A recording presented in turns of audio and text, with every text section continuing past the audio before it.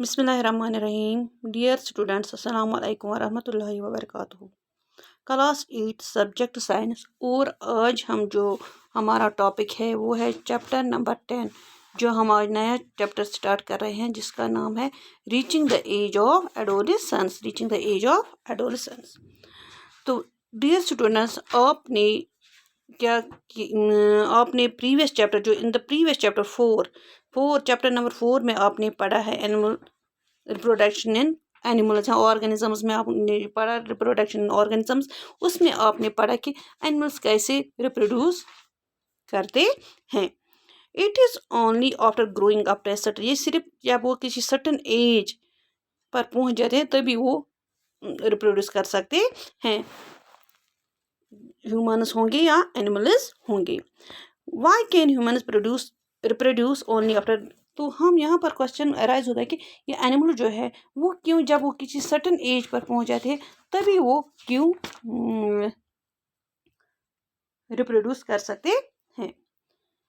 तो ये चैप्टर जो है जो आज हम पढ़ रहे हैं chapter number 10 reaching the age of adolescence, इसमें आपको इसी के बारे में पढ़ना है। In this chapter you will learn about change that. इस चैप्टर में आपको पढ़ना है कि उन चेंजेस के बारे में जो ह्यूमन बॉडी में हो जाती है after which a person becomes capable of reproduction. जब एक ह्यूमन बॉडी, जब एक शख्स, जब एक पर्सन किसके कैपेबल बन जाता है रिप्रोडक्शन करने में, जब वो एक कैपेबल इसके हो जाता है, रिप्रोडक्शन के कैपेबल हो जाता है। तो चैप्टर नंबर 4 में आपने पढ़ा मुख्तलिफ different learn about human reproductive organs के बारे में आपने पढ़ा। तो यहाँ पर हम इस चैप्टर में हम डिस्कस करेंगे कि रोल ऑफ हार्मोन जो है, जो इन चेंजेस को, जो चाइल्ड को एडल्ट बनाने में, जिनसे एक चाइल्ड क्या बनता है, एडल्ट बनता है, इसमें ये हार्मोन जो है एक अहम रोल अदा करते हैं, जिनकी वजह से ये बच्चा क्या बन जाता है, एडल्ट बन जाता है। तो एडोलसेंस एंड प्यूबर्टी जो है 10.1 है यहाँ पर।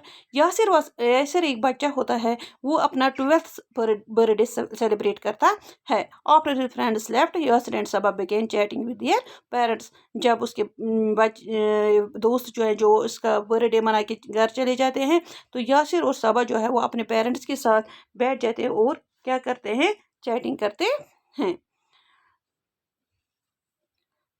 सबा studies in all girls school. Saba जो है वो लड़कियों के स्कूल में पढ़ती है।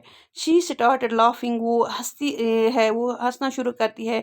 वो देखती है कि वो रिमार्क करते हैं वहाँ पर यासिर के जो फ्रेंड्स होते हैं, स्कूल फ्रेंड्स होते हैं, जिनसे वो एक साल बाद मिलती है, कि उनमें वो अचानक चेंजेस देखते हैं कि उनके हाइट में, कि वो बड़े हो गए हैं, वो लंबे हो गए हैं।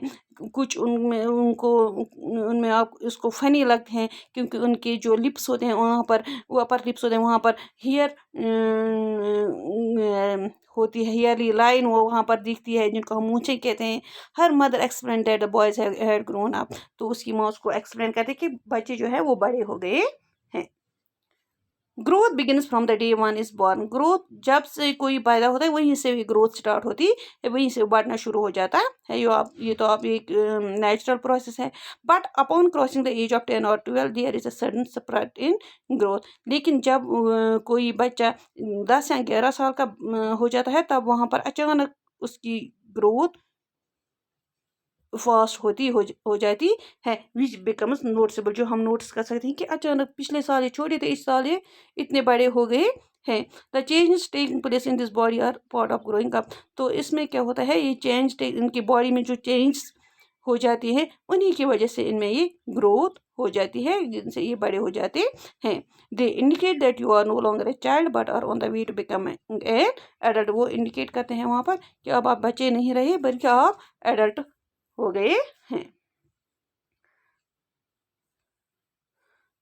Growing up is a natural, लेकिन बच्चों आपको ये भी पता है, जो ये ग्रोइंग अप है ये नेचुरल प्रोसेस है, ये नेचुरल कुदरती, खुदा ने ऐसे बनाया है कि जो पैदा होता है वो बढ़ता है। जैसे हम कोई प्लांट लगाते हैं छोटा, वो दिन ब दिन बढ़ता है। दो इसको हम ग्रोइंग को हम कहते हैं, ये एक नेचुरल प्रोसेस है। The period of life when the body under growth change leading to reproductive maturity is called adolescence. तो वो period the period of life, जिंदगी लाइफ का वो पीरियड जब बॉडी में बहुत सारी चेंजेस हो जाती हैं, जिससे इसमें जो रिप्रोडक्टिव मैच्योरिटी आती है, तो उसको हम एडोलसेंस कहते हैं। कि वो एज, वो चेंज बॉडी में जो आते हैं जब एक पर्सन रिप्रोडक्टिव, इसमें रिप्रोडक्टिव मैच्योरिटी आती है, वो मतलब अब बच्चे पैदा कर सकता है, उसको हम कहते हैं adolescence. Adolescence begins around the age of 11 and last up to 18 और 19 ईयर्स ऑफ एज। तो ये जो एडोलेसेंस है ये कहाँ से स्टार्ट होती है? 11 ईयर्स ऑफ एज या 12 ईयर्स ऑफ एज से स्टार्ट होती है, या जो कब तक रहती है? 18 और 19 ईयर्स ऑफ एज। क्योंकि अब आपको पता है कि since this period covers the teens, तो आप ये पीरियड जो है फ्रॉम 11 टू 19, ये टीन्स का पीरियड कवर करती है। जैसे हम बोलते हैं 13, 14, 15, 16, 17, 18, तो इसको हम टीन एज भी कहते हैं। जो बच्चे इस एज में, जो एडोलसेंस पीरियड होता है, इसको हम टीन एज भी कहते हैं। और इन बच्चों को हम, चाहे वो लड़कियां हो या लड़के हो, बॉयज़ हो या गर्ल्स हो, उनको हम टीन एजर्स कहते हैं।